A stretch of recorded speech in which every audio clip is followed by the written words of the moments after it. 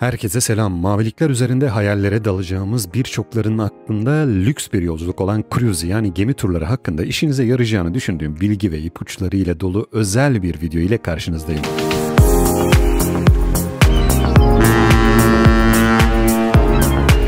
Demek hayalinizdeki deniz macerasına çıkmak istiyorsunuz. Harika, ama önce cruise turu satın alırken dikkate almanız gereken önemli noktaları birlikte inceleyelim isterseniz.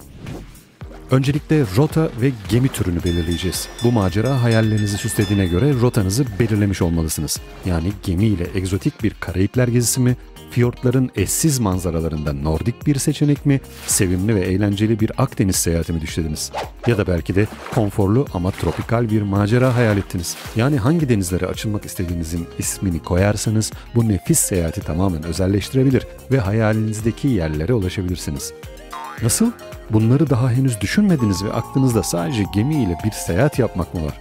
Tamam, madem öyle, o zaman ilk olarak gemi türü ve rotası seçimiyle başlamanız gerekiyor. Her gemi türü ve rotası farklı bir atmosfer sunuyor. Belki de sakin ve lüks bir yolculuk istiyorsunuz ya da daha çok eğlence ve aktivite arıyorsunuz. Alın size bir seçim daha. Gerçi az önce saydığım rotalardan birini tercih ettiğinizde çoğu zaman gemi türüne de az çok karar vermiş olursunuz zaten. Orada biraz da bütçeniz ile ilgili bir durum daha var ama ondan birazdan bahsederiz zaten. Unutmayın, seyahat ve tatil konusunda aslında her zaman geçerli olan ama özellikle cruise turlarında daha önem taşıyan bir kural var. Sizin için doğru olanı seçmek unutulmaz bir tatilin anahtarıdır. Bunu mutlaka iyice düşünün. Hayallerimizi daha da belirgin hale getirmek için rotayı belirledik ve müthiş bir seyahat sırasında içinde olacağımız gemi de yavaş yavaş gözümüzün önünde belirmeye başladı. Böylece bitti mi? Tabii ki hayır.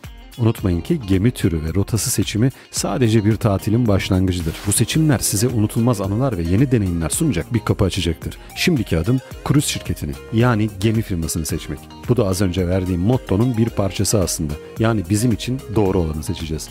Örneğin kimilerine göre suyun üzerinde yüzen bir otel, kimilerine göre ise hareket eden bir kasaba olan ve işin gerçeği belirli bir süre orada yaşayacağımız bir mekanda sunulan imkanların önemini es geçmek mümkün mü? Mesela yemek seçenekleri, eğlence, aktivite, gemi olanakları, hayalimizdeki unutulmaz bir deneyim için önemsiz olabilir mi? Öyleyse geminin tur programlarını gerçekleştirdiği, bağlı bulunduğu firma çok önemli. Hadi bir defa daha doğru olanı seçmek için iş başına. Tabii ki kendimize göre doğru olanı. Evet, bu işi de hallettiğimize göre hayallerimizin ya da daha ayaklarımızın yere bastığı bir anlatımla bahsetmek gerekirse seçimlerimizin bedelini ödeme vakti geldi.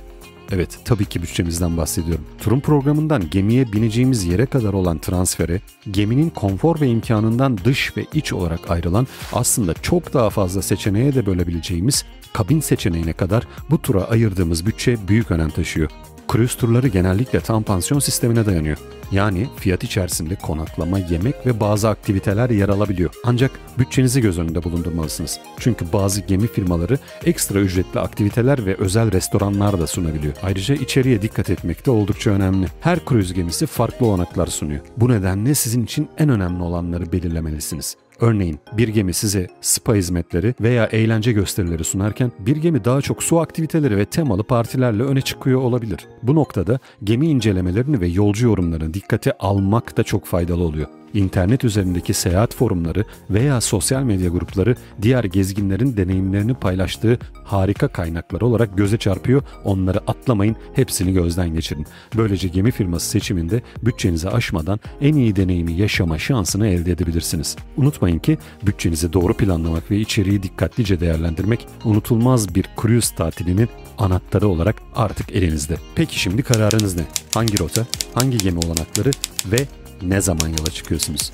Yorumlarda paylaşmayı unutmayın. Ne demiştik? Sizin için doğru olanı seçmek unutulmaz bir tatilin anahtarıdır. Bu cruise rehberi size ilham verdiyse videoyu beğenmeyi ve kanala abone olmayı unutmayın. Bir sonraki keşifte görüşmek üzere. İyi tatiller, iyi seyahatler. Ben Erkut Özen. Rast gelsin.